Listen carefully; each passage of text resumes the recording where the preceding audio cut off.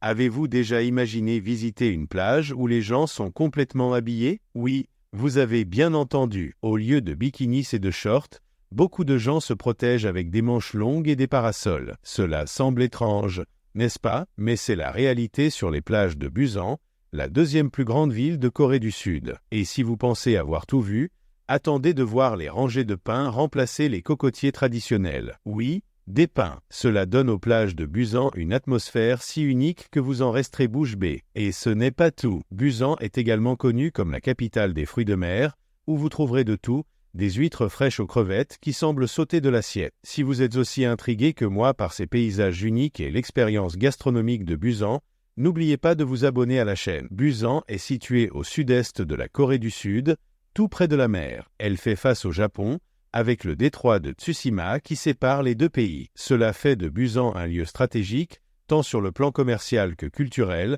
puisqu'il est très proche d'autres nations asiatiques. Busan est la deuxième plus grande ville de Corée du Sud, et son emplacement côtier en fait l'un des principaux ports du pays, une ville entourée de montagnes majestueuses qui semblent embrasser l'endroit, comme pour protéger chaque recoin. Et au milieu de ce décor naturel impressionnant, apparaissent des plages à couper le souffle. Nous arrivons maintenant au point intéressant de Busan, qui mérite déjà votre like pour cette vidéo. Si vous imaginez ces plages typiques de carte postale, avec des cocotiers se balançant au vent et une ambiance tropicale, laissez-moi vous dire que Busan est bien différente. Et vous savez quoi? Cette différence est précisément ce qui rend ces plages si spéciales. Tout d'abord, oubliez les cocotiers, car à Busan, ce sont les pins qui volent la vedette. Oui, ces arbres que l'on associe généralement aux montagnes et aux forêts sont là, robustes et droits, au bord de la mer. C'est une combinaison qui peut sembler inhabituelle, mais qui crée un paysage unique, presque poétique. Imaginez, vous marchez sur le sable, sentant la brise fraîche de la mer,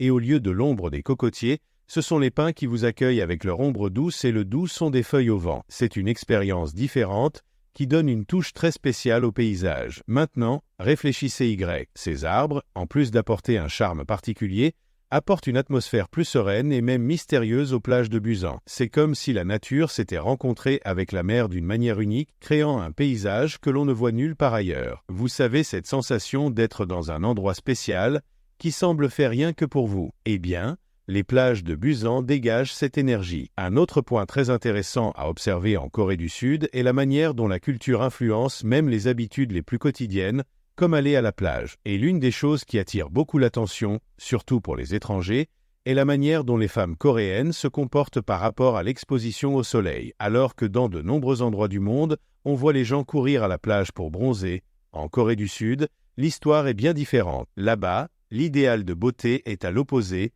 La peau claire est très valorisée. Cela vient d'une tradition culturelle qui associe la peau claire à la sophistication et à un statut social élevé. Historiquement, avoir la peau plus claire signifiait que la personne n'avait pas besoin de travailler à l'extérieur, ce qui était un signe de richesse et de privilège. Ainsi, lorsque vous allez sur une plage à Busan ou ailleurs en Corée, ne soyez pas surpris de voir des femmes complètement couvertes, même par temps très ensoleillé. Elles portent de grands chapeaux, des lunettes de soleil, des vêtements à manches longues, et parfois même des gants, tout cela pour éviter le contact direct avec les rayons du soleil. On dirait même qu'elles sont plus préparées pour une promenade hivernale que pour une journée à la plage, mais c'est ainsi qu'elles conservent ce teint de peau tant apprécié. Cela peut sembler étrange pour ceux qui sont habitués à l'idée que la plage est synonyme de vêtements légers et de beaucoup de soleil.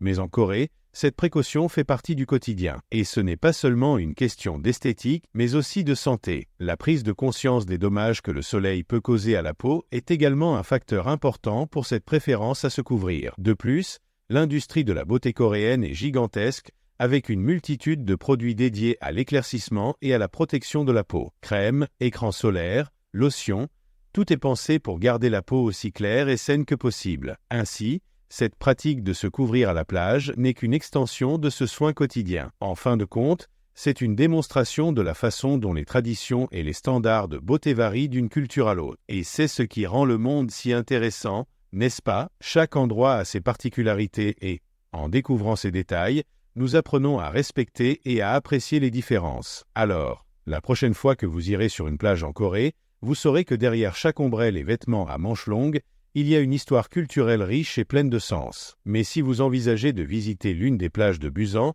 il vaut mieux ajuster un peu vos attentes, car là-bas l'expérience est un peu différente et je vais vous expliquer pourquoi. Tout d'abord, Si vous avez l'habitude de trouver à la plage des rangées organisées de chaises longues prêtes à être louées, oubliez ça à Busan. Ici, c'est plus simple et d'une certaine manière, plus authentique. Au lieu de louer une chaise longue ou un parasol fixe, chacun apporte son propre kit de plage. Et il est très courant de voir les familles coréennes arriver très bien préparées, transportant des parasols colorés, des nattes de plage et même de petites tentes pour se protéger du soleil. Et ne pensez pas que cela pose problème. Non, en fait, c'est l'une des parties amusantes d'aller à la plage à Busan. C'est presque un rituel.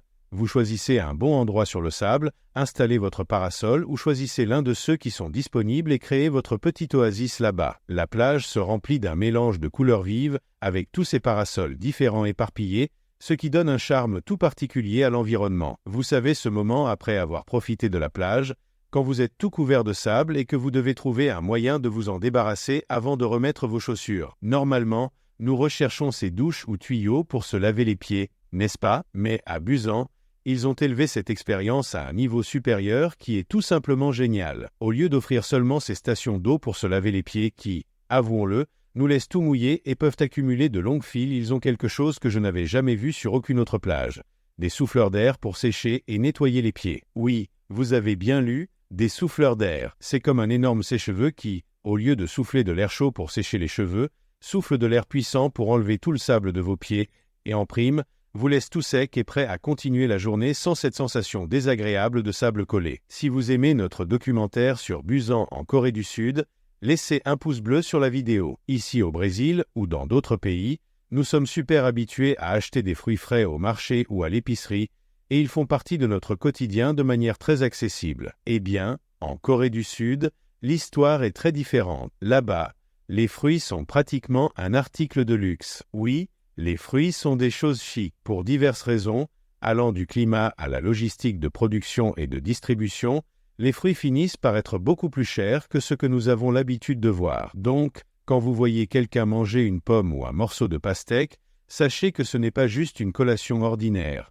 C'est presque un moment d'ostentation. Et ce n'est pas tout. Parce qu'ils sont si appréciés, les fruits en Corée sont souvent servis de manière très sophistiquée. Il est courant de trouver des brochettes de fruits vendues comme collation dans les rues et les marchés, mais préparez-vous, car ces brochettes sont plus chères que de nombreux desserts typiques que vous trouvez là-bas. C'est une expérience différente de voir quelque chose d'aussi simple qu'un morceau de pastèque ou d'ananas être traité comme une confiserie gastronomique. Cela se reflète également dans la manière dont les fruits sont présentés lors d'occasions spéciales. Offrir un panier de fruits, par exemple, est perçu comme un geste de grande considération. Les paniers de fruits sont courants pendant les fêtes importantes ou comme cadeaux formels et peuvent être magnifiquement emballés avec des fruits soigneusement sélectionnés, chacun plus parfait que l'autre. Maintenant, vous vous demandez peut-être pourquoi les fruits sont-ils si chers? Eh bien, cela a en partie à voir avec le fait que la Corée du Sud n'a pas beaucoup d'espace agricole disponible, donc beaucoup de choses sont importées. De plus,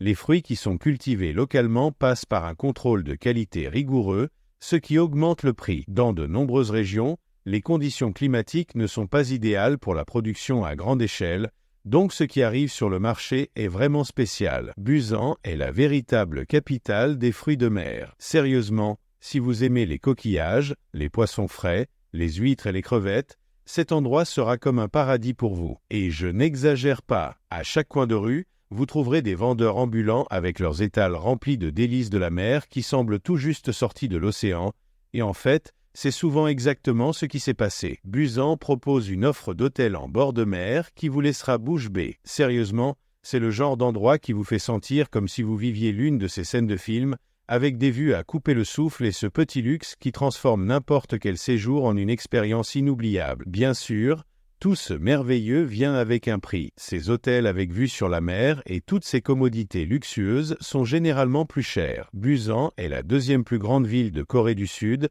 juste après Séoul, et compte environ 3,5 millions d'habitants. Et le plus génial, c'est que, malgré sa grande taille, Busan parvient à garder cette ambiance accueillante de ville côtière. C'est un endroit où les gens sont sympathiques et où l'on ressent l'énergie vibrante des rues, sans le chaos que l'on associe généralement aux grandes métropoles. C'est l'équilibre parfait entre l'animation urbaine et la tranquillité qui vient de la mer. Maintenant, en ce qui concerne la langue officielle, il n'est pas surprenant que le coréen soit la langue parlée partout. Donc, si vous connaissez quelques mots en coréen, vous vous en sortirez bien. Mais, si le coréen n'est pas votre fort, ne vous inquiétez pas trop. Dans les zones touristiques, surtout à Busan, beaucoup de gens parlent anglais, ou du moins le niveau de base pour vous aider à vous débrouiller. Les jeunes, en particulier, ont un bon niveau d'anglais, et les panneaux dans les zones touristiques ont généralement aussi des informations en anglais. Mais, bien sûr, essayer d'apprendre un peu de la langue locale fait toujours la différence. Le coût de la vie à Busan. Comparé à Séoul,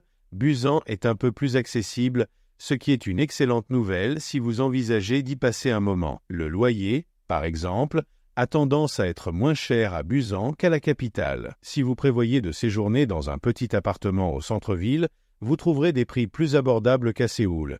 Mais attendez-vous toujours à ce que le loyer soit l'une des dépenses les plus importantes. Manger à l'extérieur à Busan peut être très abordable, surtout si vous choisissez les marchés locaux et les petits restaurants qui servent ces délices coréens que tout le monde adore, comme le bibimbap, le tteokbokki et bien sûr, les fruits de mer frais. Maintenant, si vous préférez cuisiner à la maison, les supermarchés offrent aussi de bonnes options, mais les produits importés peuvent être un peu chers. Dans l'ensemble, les transports publics sont efficaces et ne pèseront pas trop sur votre budget. Le système de bus et de métro couvre bien la ville et les tarifs sont raisonnables. Si vous envisagez d'explorer beaucoup, il peut être utile d'investir dans une carte de transport rechargeable. Si vous sentez qu'il manque quelque chose ou si vous avez d'autres questions, n'hésitez pas à les laisser dans les commentaires. Merci beaucoup de m'avoir donné l'opportunité de partager un peu sur Busan avec vous.